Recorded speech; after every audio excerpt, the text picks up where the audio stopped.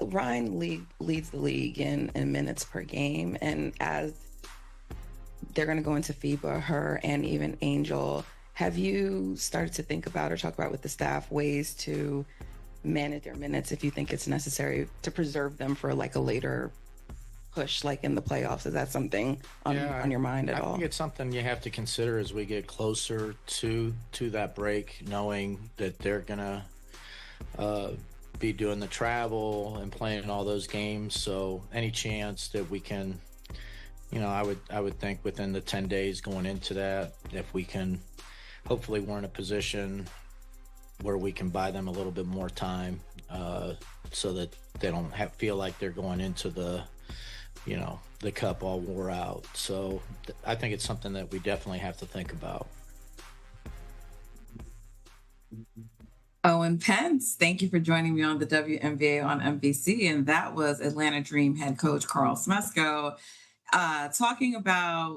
thinking about, potentially how they have to manage the minutes of their two of their stars, Angel Reese and Rhyne Howard, who were selected to play for the USA in the FIBA Cup. And I asked them that question because Rhyne Howard leads the league in minutes per game, and she carries a very big, toll on that team. Obviously she's having a tremendous year. Just, she's the first player to get to 100 threes in a season, like as quick as she has. So she's playing well offensively, but we know she carries a really big load for this team. Also defensively, in the conversation for DPOY, definitely going to be on an all defensive team. And so an Angel also, where she plays on the court, her position, she's always battling down. We know she's the double queen, always grabbing a lot of boards. And she's in the top 20 in minutes. And so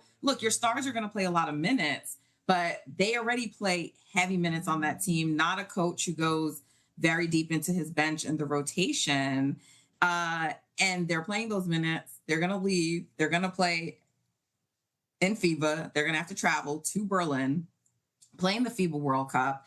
Don't know what their minutes will be. They may not be the most heavily used players on the team, but still they have to go, then come back, finish the season, all while the Atlanta Dream are jockeying right now for position in the standings, to try to secure at least a playoff first round at home. And so they're in battle. Their players are playing heavy minutes, and they have to make it so that they can get to the playoffs healthy. And they're not the only team dealing with this, but that's what he had to say. What do you think, Owen? Because I know he's not known for managing and sparing the minutes of his starters.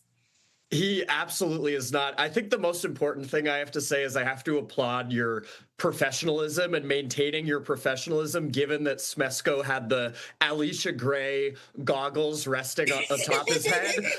I don't think I would have been able to not break out in laughter while asking a question. It's true.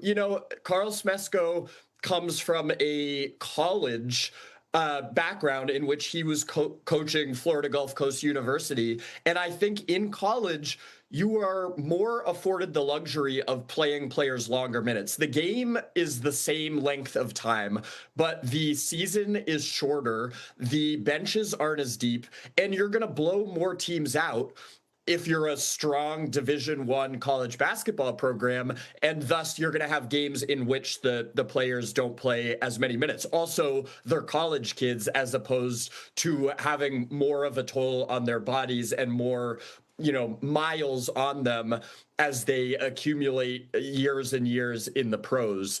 I, in preparing for this segment, talked to a few different people to get their take on the question of how much is FIBA going to impact the players who are then going to return to the WNBA, have one more week of regular season games, and then have to play in the playoffs.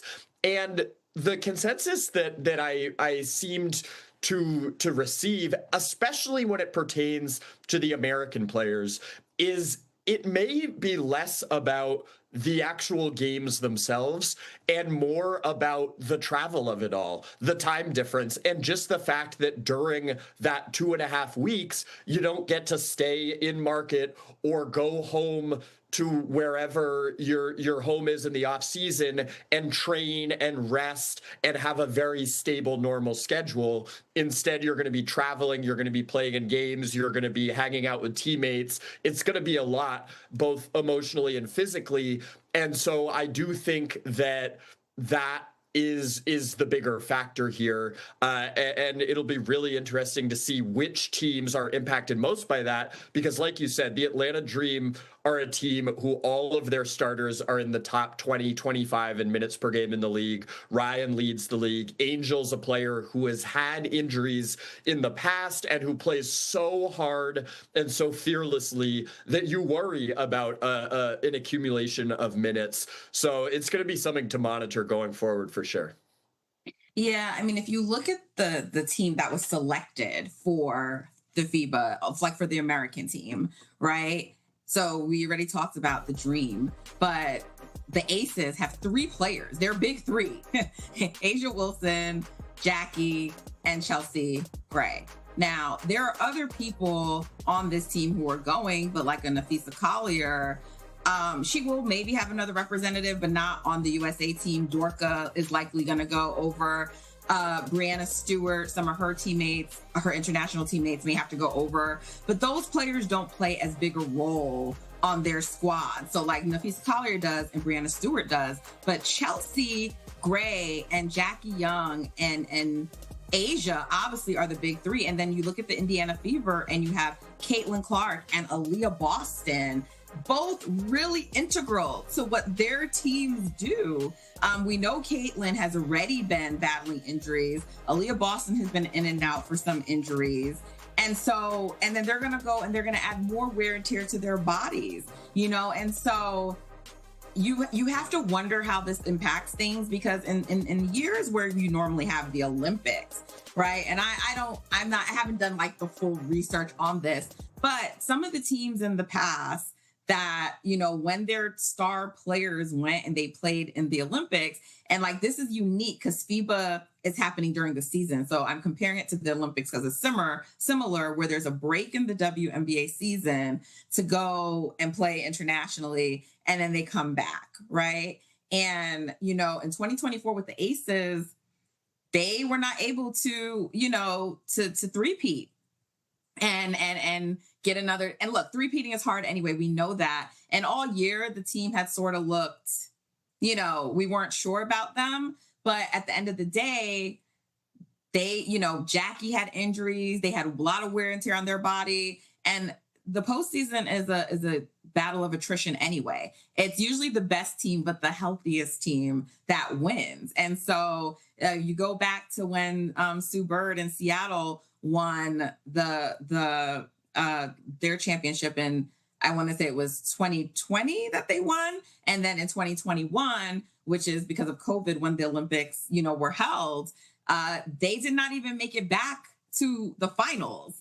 And while the Phoenix Mercury did, and they did have Diana Taurasi and BG who went and played, they lost in the finals to a Chicago Sky team that had Candace Parker, who we're not going to relitigate that, but did not go play with the Olympic team, and Kalia Copper, who was not yet on the Olympic roster.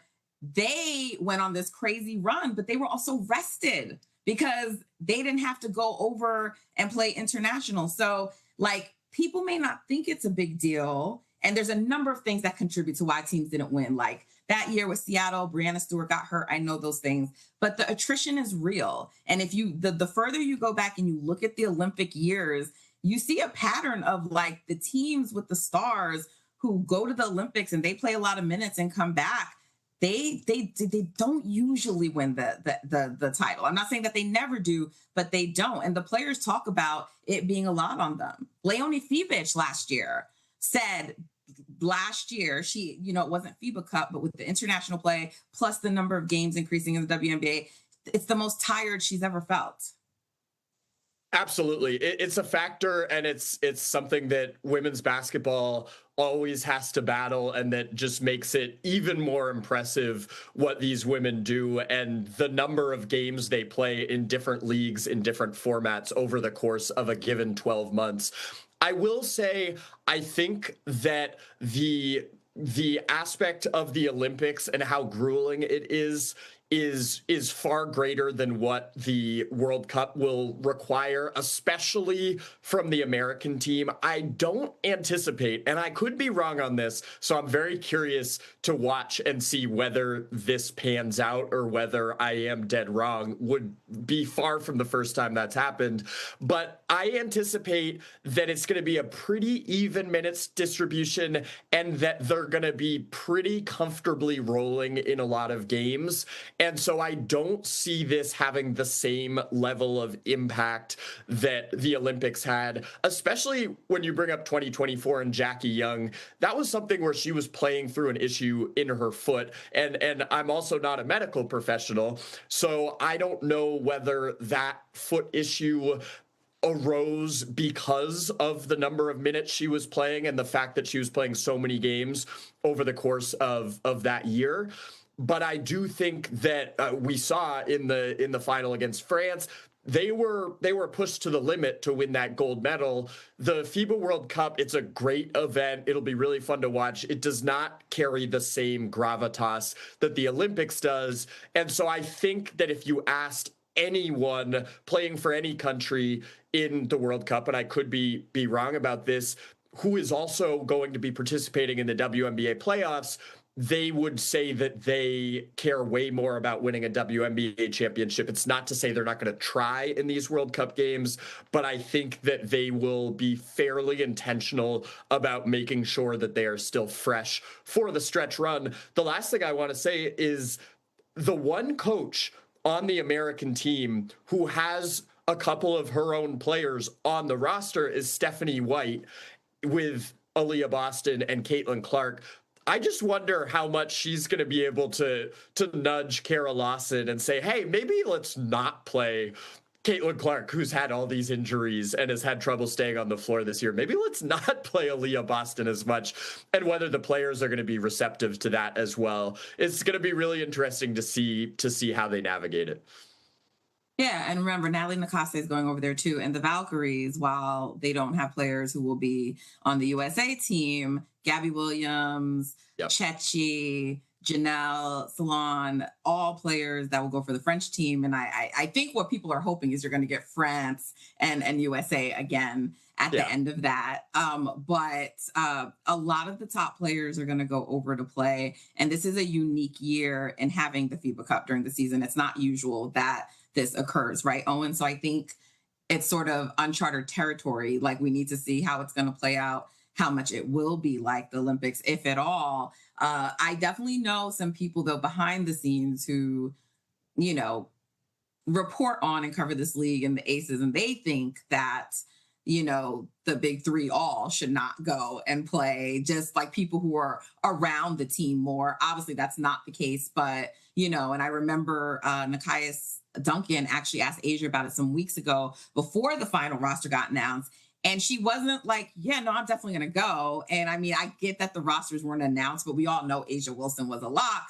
But she said it was something that you need to think about. So, I mean, I'm assuming they came out with the names that she's on it. But I thought it was interesting just to hear her say that they're thinking about it. So we'll see. We will see. Yeah, I would love it. If I was an Aces fan, if I was a coach, if I was in the front office, really anyone involved in the organization, I would strongly hope that they didn't go. And Asia's always been someone who's been absolutely intentional about making sure she's fresh for the WNBA season, never played overseas in the WNBA off season, just always is really trying to peak at the time of the WNBA playoffs. As a fan of the league, I hate this timing. I think that it's going to be so odd to watch the momentum halt for 2.5 weeks, even though I love the FIBA World Cup, even though I'm very excited for those games. the teams might lose momentum, might lose a groove. You look at the teams that are rolling right now, and then there's just a 17-day stretch or wherever it is where, you don't have your whole team practicing and playing, and then you only have a week to ramp back up before the playoffs. So it's going to be awkward, but that's the reality of the situation. And we'll learn a lot about how each team handles it differently. For sure. Well, I'm still looking forward to the FIBA Cup nonetheless. So that will be coming up soon, but we still have some more WNBA regular season hoops to get through. So continue to tune in with us and subscribe to our YouTube channel as we continue to cover this season. We appreciate you. It's the WNBA on NBC. Subscribe so you don't miss out.